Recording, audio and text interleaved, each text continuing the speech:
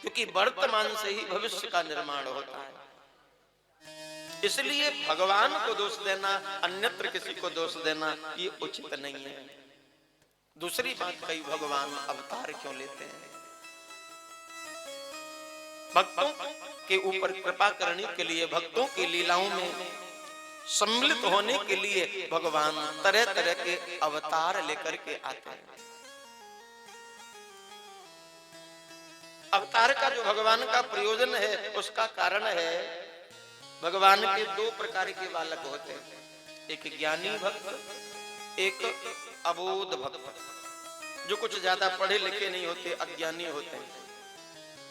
तो भगवान ने ज्ञानियों के लिए वेद पुराण उपनिषद आदि बनाए, कुल इनको पढ़ो लिखो, इनके अनुरूप साधना करो, कर्म करो और मुझ तक पहुंच जाओ।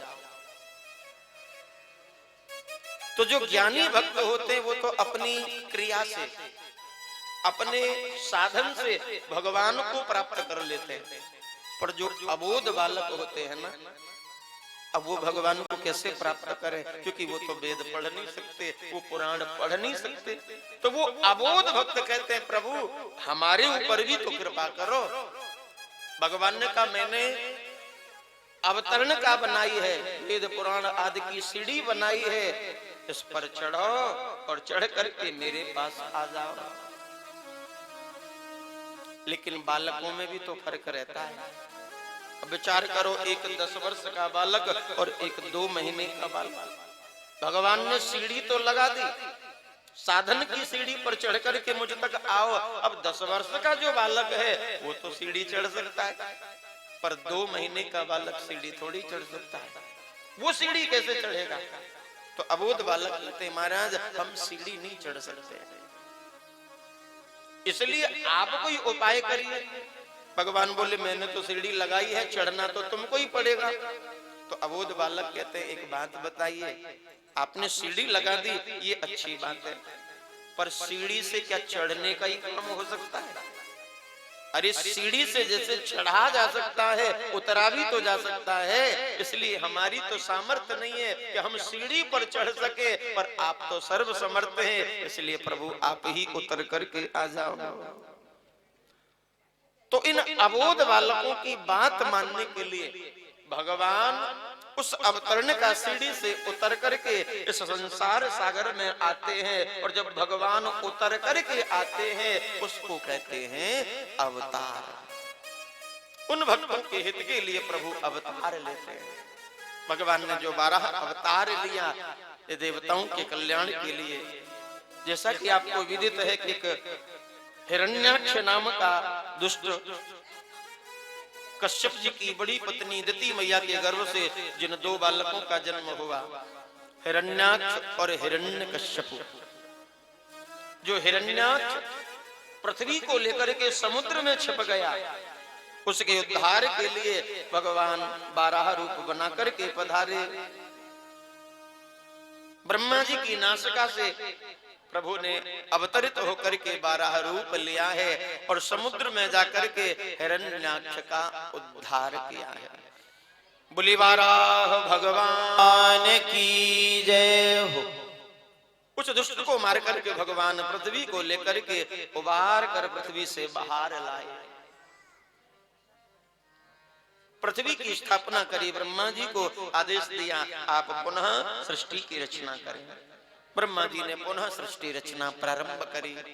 उद्भिज जंगम जरायुज जलतर थलचर आदि आदि प्रकार की सृष्टि बनाई। मानव सृष्टि प्रारंभ करी महाराज मनु और शत्रुघ्न। पहले स्त्री पुरुष बनाई और उन्हीं मनु महाराज के नाम से इस योनि का नाम मनुष्य योनि पड़ा।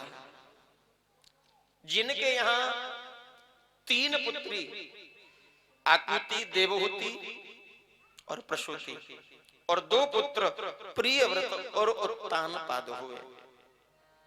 तो इनकी जो बीच की मझली बेटी है देवहूति मैया, उनका विवाह ब्रह्मा जी के ही पुत्र श्री करदम जी महाराज के साथ हुआ, जिनके द्वारा 9 कन्या जन्म लेकर के आई और 10वीं संतान के रूप में स्वयं भगवान कपिल अवतार लेकर के आए। बोले कपिल भगवान की जय हो।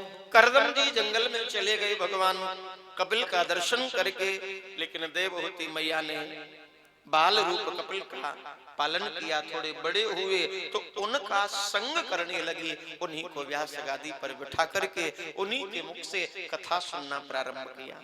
भगवान कपिल ने माता देवहूति को सांख्य दर्शन शास्त्र के माध्यम से सुंदर उपदेश दिया है। जीवन सुधारक आत्म तत्व बोध कराने का उपदेश दिया। भगवान कपिल कहते हैं, जब देवहूति मैया ने पूछा प्रभु ये मन बड़ा विचलित है, एक जगह टिकता ही नहीं है, आप ये बताइए इसको कैसे भगवान में लगाया जाए, मन कैसे एकाग्र किया जाए। भगवान कपिल कहते मां ये जितनी भी हमारी इंद्रियां हैं इन सब का स्वामी मन ही है।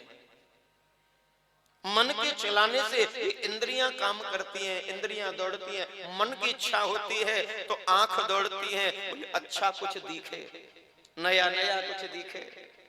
मन की इच्छा होती है कि कुछ सुना जाए तो कर्ण इंद्री काम करती है। मन करता है कुछ बढ़िया पदार्थ खाया जाए तो रसना काम करती है।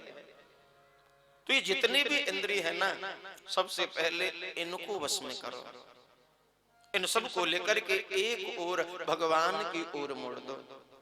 आंख, नेत्रेंद्रिय, कर्णेंद्रिय, ये रसना,